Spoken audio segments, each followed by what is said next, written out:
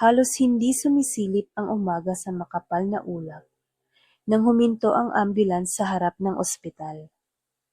Tahimik ang sirena nito, ngunit ang presensya nito ay isang matinding paalala ng krisis na kinakaharap nila. Sa loob, inayos ni Vivian ang kanyang face shield at huminga ng malalim. Ngayong araw ang opisyal niyang unang shift sa COVID ward at nakatakda siyang maging kapartner ni Marie sa loob ng isang buwan. Nasa tapat niya si Marie, bahagyang hindi mapakali. Hindi pa rin niya lubusang maintindihan ang kakaibang atraksyon na nararamdaman niya kay Vivian.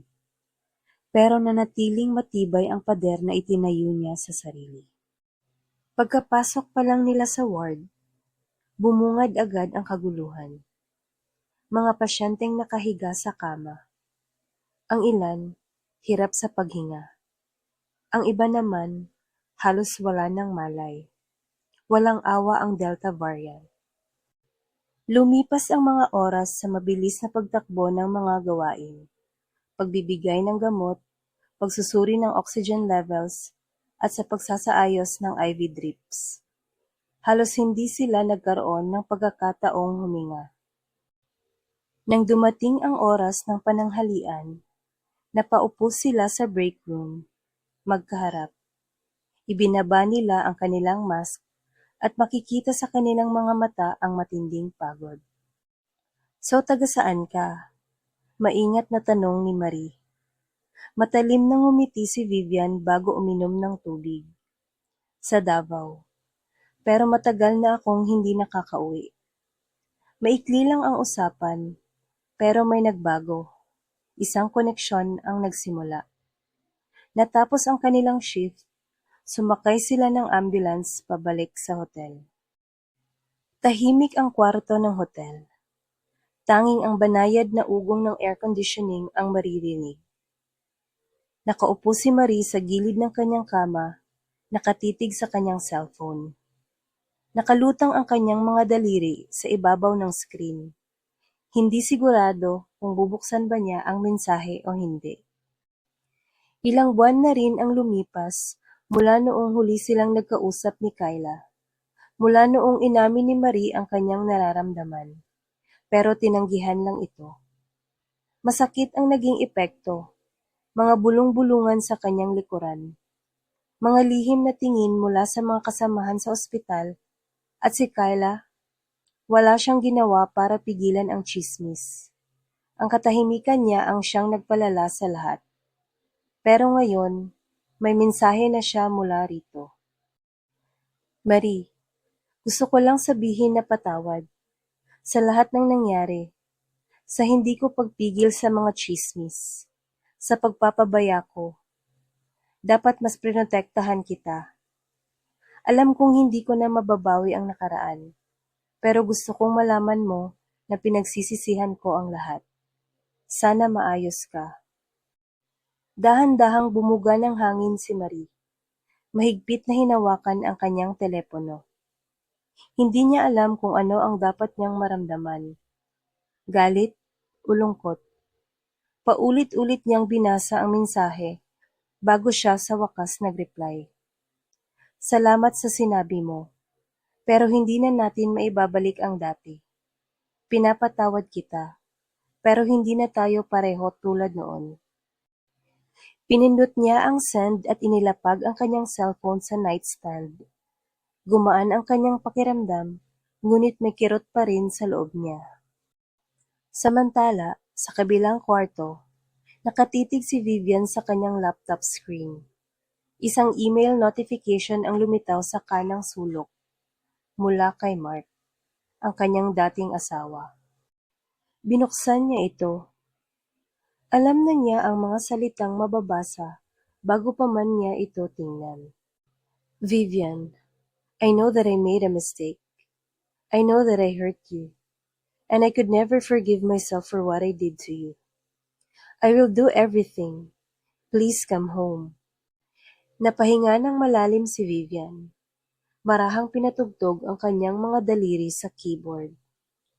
Matagal na niyang napagdesisyonan ang lahat bago pa siya umalis patungong Davao. Napirmahan na ang mga divorce papers, naayos na ang lahat sa tulong ng kanyang abogado. Wala nang dapat pag-usapan pa. Mabilis siyang nag-type ng sagot. Mark, there's nothing to be fixed. I already moved on. Please respect that. Pinindot niya ang send at isinara ang laptop. Itinaboy niya sa kanyang isipan ang anino ni Mark. Siya ang kanyang nakaraan, at wala siyang balak na hayaang guluhin nito ang kanyang hinaharap.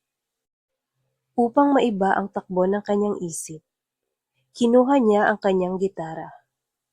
Musika ang palagi niyang naging takbuhan, ang kanyang paraan ng pagpapahayag ng damdamin na hindi niya kayang sabihin ng direkta. At bukas, panibagong mahabang shift ang naghihintay sa kanya. Nagunat si Vivian bago humiga sa kama. Hinayaang lamunin siya ng pagod. Bago siya tuluyang makatulog, isang mukha ang pumasok sa kanyang isipan. Si Marie. May kakaiba sa kanya. May kung ano sa kanya. Isang bagay na nakatago. Isang bagay na pamilyar.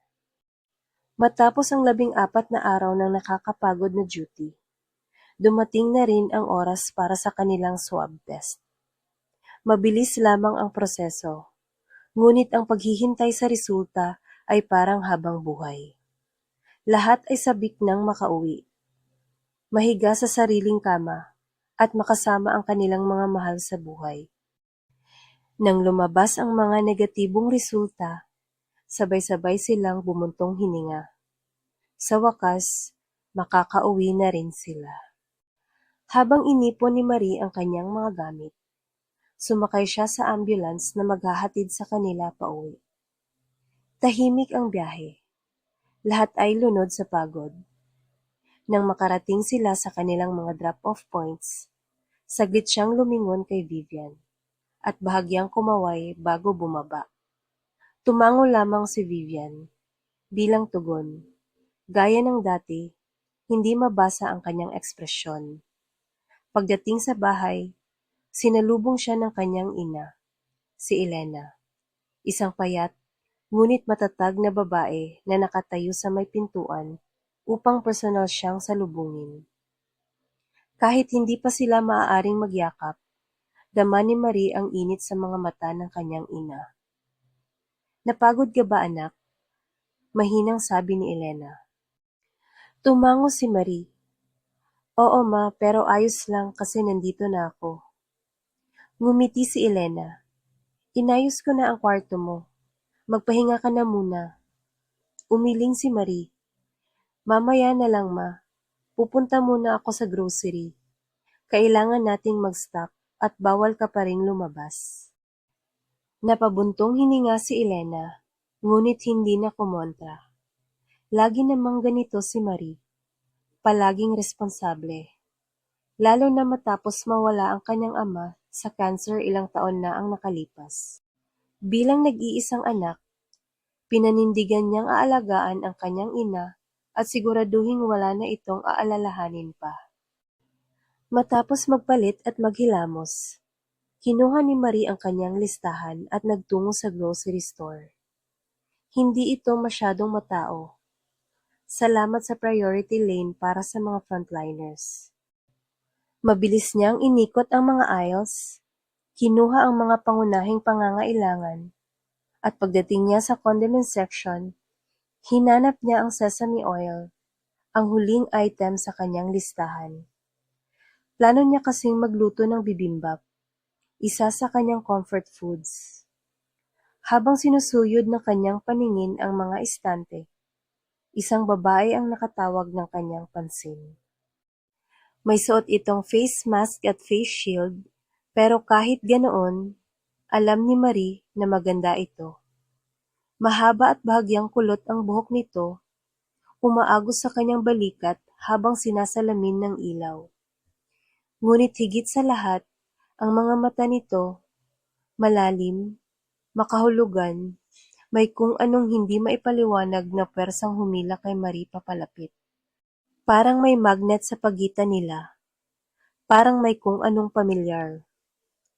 Hindi niya napansin na nakatitig na siya, at sa isang iglap, nang kuhanin niya ang sesame oil, nawala ang babae.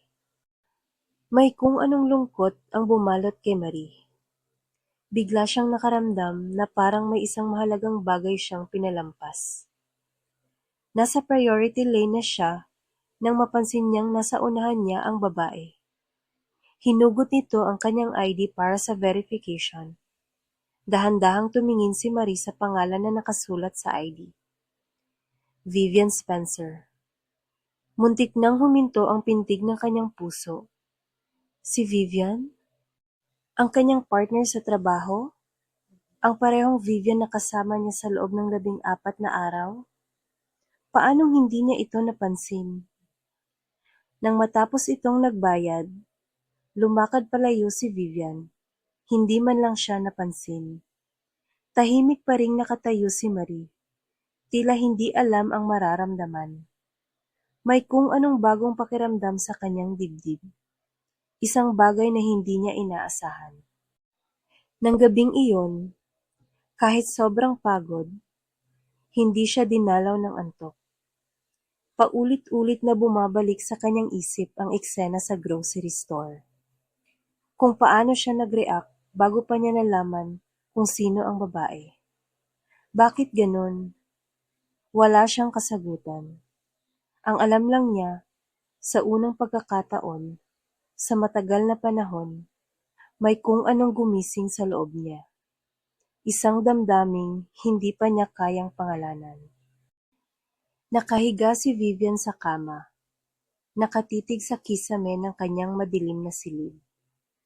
Ang mahina at tuloy-tuloy na ugong ng aircon, ang tanging tunog na pumupuno sa katahimikan. Ngunit ang kanyang isipan ay hindi mapanatag. Napalingkis siya, hinatak ang kumot sa kanyang katawan, ngunit hindi pa rin siya dinalaw ng antok. Muli niyang binalikan ang nakaraan, ang kanyang kasal, ang pagtataksil ng kanyang asawa, at ang sakit na matagal na niyang pilit ibaon. Pinagkatiwalaan niya ito. Naniwala siya sa mga pangakong binitawan nila sa isa't isa. Ngunit ganun na lang kadaling nilabag ng kanyang asawa ang lahat. At sa matalik niya pang kaibigan. Isang mapait na tawa ang kumawala sa kanyang labi. Napaka-classic. Asawang nangangaliwa sa matalik na kaibigan. Mayroon pa bang mas karaniwan pang kwento ng pagtataksil? Masakit pa rin ang sugat. Ngunit alam niyang malulunasan din ito. Unti-unti, nagagamot na niya ang sarili. Nagsimula na siyang bumangon. Tuluyang pinuputol ang mga koneksyon sa nakaraan. Pinipiling sumulong. Ang pagbabalik niya sa Pilipinas ay isang hakbang patungo sa muling pagbawi sa kanyang sarili. Ngunit ngayong gabi, may ibang bumabagabag sa kanyang isipan. Ang babaeng iyon. Sa grocery store, naramdaman niyang may nakatingin sa kanya. Nang bahagya niyang nilingon ang paligid, nakita niya ang isang babaeng nakatitig sa kanya mula sa likod ng face mask at face shield. Mahaba ang buhok nito, maputi ang kutis, at may maliliit ngunit maniningning na matang puno ng pag-uusisa. Tiningnan din siya ni Vivian. Sinubukang alalahanin kung saan niya ito nakita. Ngunit masyadong natatakpan ang mukha nito para makilala niya. Gayunpaman, may kung anong pamilyar sa paraan ng titig nito. Bagay na hindi niya mawari kung saan o kailan niya unang naranasan. Hindi madalas may nakakatawag ng pansin sa kanya. Kadalasan, abala siya sa trabaho at sa pagpapagaling ng sugat ng nakaraan. Ngunit sa hindi malamang dahilan, nanatili sa kanyang isip ang tagpong iyon sa grocery store. Sino siya? Umiling si Vivian. Pilit inaalis ang iniisip. Marami pa siyang mas mahahalagang dapat pagtuunan ng pansin. Habang sinusulat niya ang kanyang mga plano para sa linggo, unti-unting bumigat ang kanyang mga mata. Ang matinding pagkapagod sa mga nakaraang araw, kasabay ng mahinang tunog ng kanyang laptop, ay dahan-dahang nagpahimbing sa kanya. At sa wakas, nang hindi namamalayan, tuluyan siyang niyakap ng antok.